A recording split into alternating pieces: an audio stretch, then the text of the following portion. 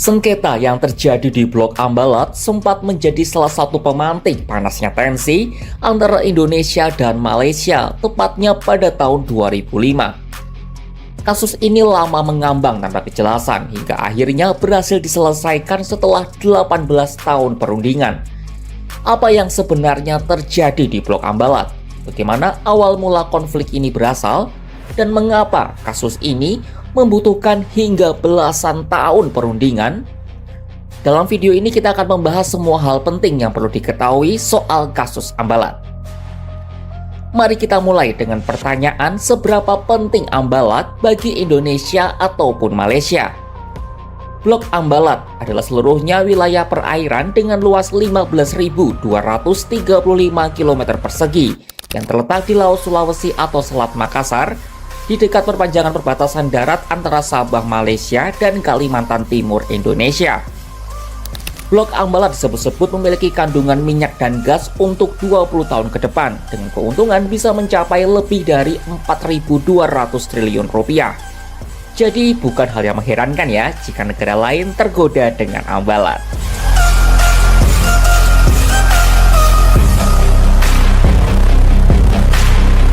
Semua berawal pada tahun 1969. Kala itu, baik Indonesia dan Malaysia masing-masing melakukan penelitian di dasar laut untuk mengetahui landas kontinen dan zona ekonomi eksklusif masing-masing. Kedua negara lalu menandatangani perjanjian tapal batas landas kontinen Indonesia-Malaysia pada tanggal 27 Oktober 1969. Perjanjian ini lalu diratifikasi oleh masing-masing negara pada tahun yang sama. Artinya, kedua negara sepakat untuk mematuhi isi dari perjanjian tersebut. Nah, perjanjian tahun 1969 menghasilkan peta perbatasan laut Indonesia-Malaysia sebagai berikut.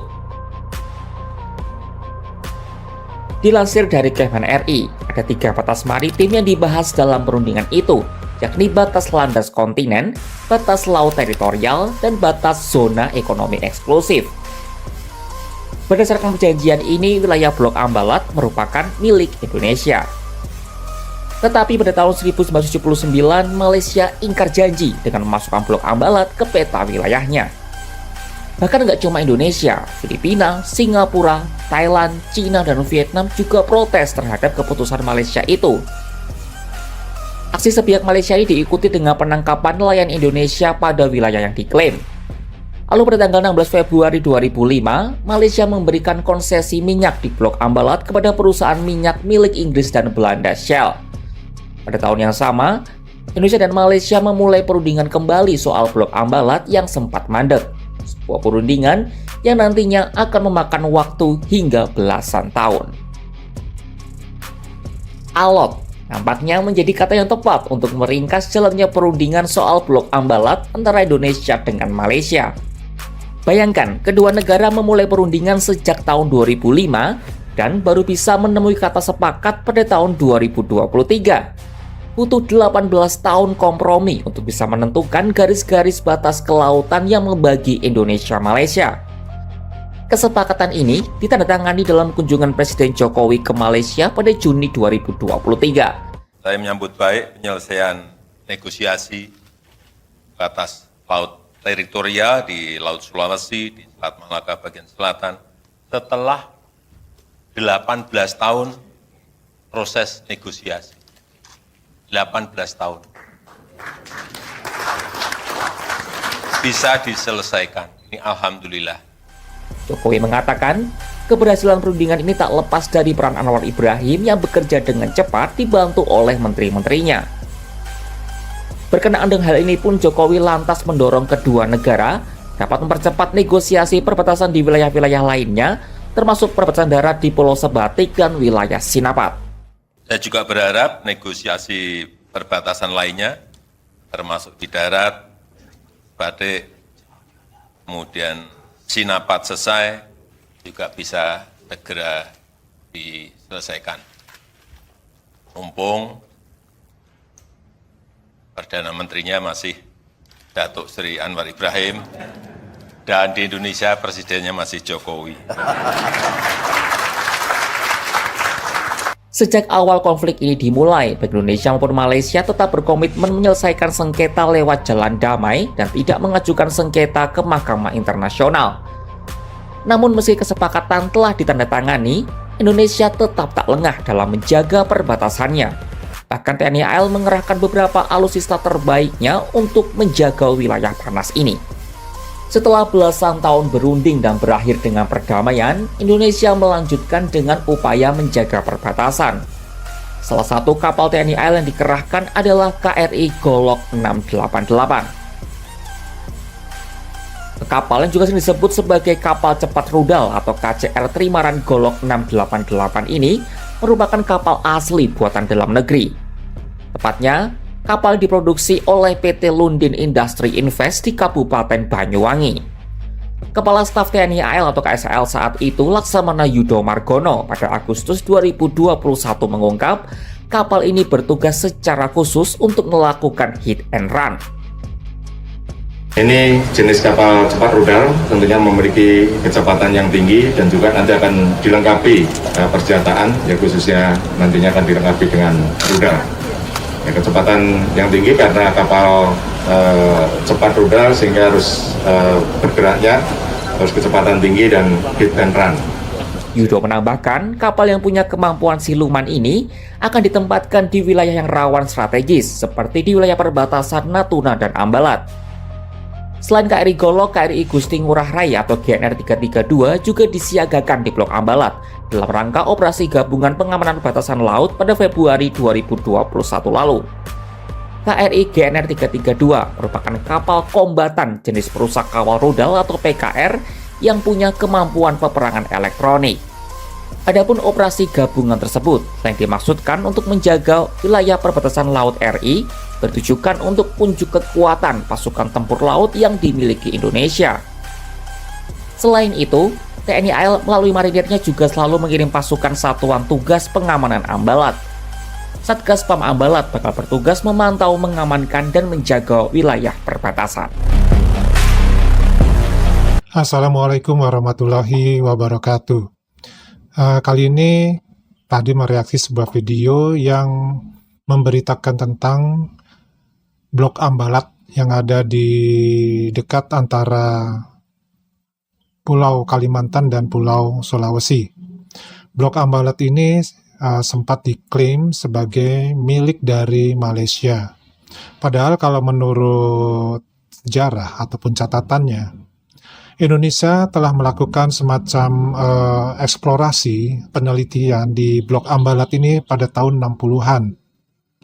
Kemudian pada tahun 69, Indonesia dan Malaysia sama-sama melakukan semacam penelitian di sekitar perairan Blok Ambalat untuk melakukan pemetaan. Dan hasilnya adalah Indonesia sepakat dengan Malaysia bahwa Blok Ambalat itu adalah milik Indonesia, 100% milik Indonesia. Nah, pada tahun 1979, tiba-tiba Malaysia mengklaim Blok Ambalat adalah milik wilayah Malaysia. Nah, tentu di sini ada satu hal yang menyebabkan hal itu terjadi, yaitu bahwa di daerah Ambalat atau perairan Blok Ambalat ini banyak terkandung minyak bumi yang diperkirakan bisa untuk dipergunakan sampai dengan 20 tahun ke depan. Nah, inilah yang menyebabkan Malaysia mengklaim daerah Ambalat tersebut. Artinya di sini Malaysia sudah mengingkari perjanjian batas-batas maritim pada tahun 69. Nah, kenapa bisa seperti itu? Karena di saat itu, di tahun 79-an, Angkatan Bersenjata Indonesia dalam posisi yang lemah. Sehingga negara tetangga kita berani untuk melakukan unjuk gigi, berani untuk melakukan klaim di wilayah-wilayah di perairan yang dekat dengan perbatasan dengan negara Malaysia sebagai miliknya, karena sudah diketahui bahwa di wilayah tersebut memiliki sumber daya alam yang sangat besar. Nah, karena klaim tersebut Indonesia tidak bisa membantah dengan begitu saja. Kenapa? Karena kita tidak punya kekuatan secara militer dibandingkan Malaysia saat itu. Akhirnya Indonesia melakukan dengan cara politik atau diplomasi. Pada tahun 2015, kalau tidak salah, Indonesia pun melakukan negosiasi, ya. Kemudian negosiasi ini 2005 ya kalau nggak 2005 ya kalau nggak salah ya. Tapi tidak menemukan titik terang. Nah, pada tahun-tahun tersebutlah selama 18 tahun sampai tahun 2023, Malaysia meminta bantuan Inggris untuk menempatkan pasukan Inggris di wilayah Ambalat. Jadi di sini Indonesia kekuatannya ketika itu lemah, sementara Malaysia pada posisi yang kuat karena dibantu oleh Inggris. Nah, kemudian pada tahun 2023 terjadi perundingan lagi dan alhamdulillah dari perundingan ini telah disepakati batas-batas wilayah Indonesia dan Malaysia di daerah Ambalat. Karena apa hal ini bisa terjadi? Karena Indonesia kekuatan militernya sudah mulai tumbuh dan mulai kuat. Inilah yang menyebabkan pihak Malaysia, menurut Pak D, cukup keder, ya istilah Pak D sendiri ya, cukup keder menghadapi kekuatan militer, terutama Angkatan Laut Indonesia pada tahun 2023 sampai tahun sekarang. Jadi kalau kita bisa perhatikan di sini, ketika negara lemah, terutama pertahanan terhadap wilayah kedaulatan bangsa kita sendiri itu lemah, ya kekuatan militernya, maka bangsa lain yang katanya dulunya adalah sahabat, yang mempunyai perjanjian-perjanjian, itu akan tetap ya mengklaim wilayah-wilayah tersebut. Karena apa? Ketika mereka mengklaim, Indonesia nggak bisa untuk mempertahankannya dari sisi militer, karena kita tidak mempunyai kekuatan itu. Namun sekarang dengan kekuatan yang ada, Indonesia menjadi satu-satunya negara di ASEAN yang mempunyai kekuatan militer yang mematikan. Inilah yang membuat negara tetangga kita, Malaysia, cukup memperhitungkan kekuatan ini walaupun mereka mempunyai sekutu dengan Inggris ataupun dengan Amerika. Maaf, ini ada nyamuk masuk nih. Nah, di sisi lain ya, kita bisa belajar dari sini bahwa banyak perjanjian yang dilakukan oleh Malaysia terhadap Indonesia ataupun negara tetangga yang lain itu ternyata dibatalkan sepihak oleh Malaysia. Contohnya ketika Malaysia akan membuat kereta cepat antara Malaysia dengan Singapura, itu pun dibatalkan sepihak oleh Malaysia. Kemudian ketika kita ingin membuat semacam perpaduan kamus besar bahasa di ASEAN, itu pun diingkari perjanjiannya dengan Malaysia terhadap perjanjian dengan Indonesia. Kemudian ada klaim-klaim yang lainnya juga termasuk wilayah Kepulauan Sipadan dan satu lagi apa itu? Sepadan dengan Lingitan ya kalau tidak salah ya. Nah, terakhir adalah kepulauan ataupun wilayah blok Ambalat ini. Nah, alhamdulillah masalah blok ini telah selesai. Mudah-mudahan ini menjadi cikal bakal dari kekuatan kita untuk bisa dipertahankan. Karena dengan statusnya sekarang blok Ambalat adalah milik Indonesia, akhirnya angkatan bersenjata kita bangkit dan kita menempatkan patroli-patroli dan kapal-kapal yang modern di sekitar Ambalat dan juga di Kepulauan Natuna. Karena di Kepulauan Natuna kita berhadapan dengan Cina untuk wilayah Natuna tersebut. Nah, ini yang perlu menjadi perhatian bagi kita semua. Ini adalah pelajaran bagi kita bahwa kelemahan di sisi kedaulatan bangsa itu akan terancam. Mungkin bagi teman-teman ada yang mau memberikan semacam komentar ataupun dukungan, silakan tulis di kolom komentar. Dari Padi cukup sekian dulu. Mudah-mudahan ini menjadikan satu informasi yang berharga buat kita bahwa kita harus selalu waspada, bahwa kita selalu harus siap sedia untuk menghadapi klaim-klaim yang lainnya dari negara-negara tetangga kita. Dengan kekuatan militer kita, dengan kemampuan teknologi kita, insya Allah kita akan tetap berada di jalur yang benar, melindungi wilayah perairan kita.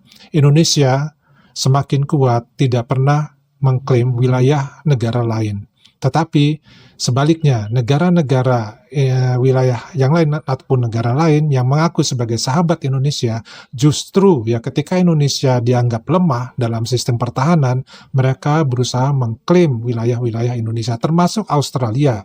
Karena kita mempunyai pulau pasir yang dekat dengan pantai Australia, itu pun diklaim sebagai milik Australia. Nah, ini kabarnya Pak De juga belum tahu bagaimana penyelesaiannya pulau pasir ini antara Indonesia dengan Australia. Mudah-mudahan pulau pasir ini tetap berada di wilayah Indonesia. Dari Pak De cukup dulu. Terima kasih teman-teman dan menonton video Pak De dan memberikan komentarnya.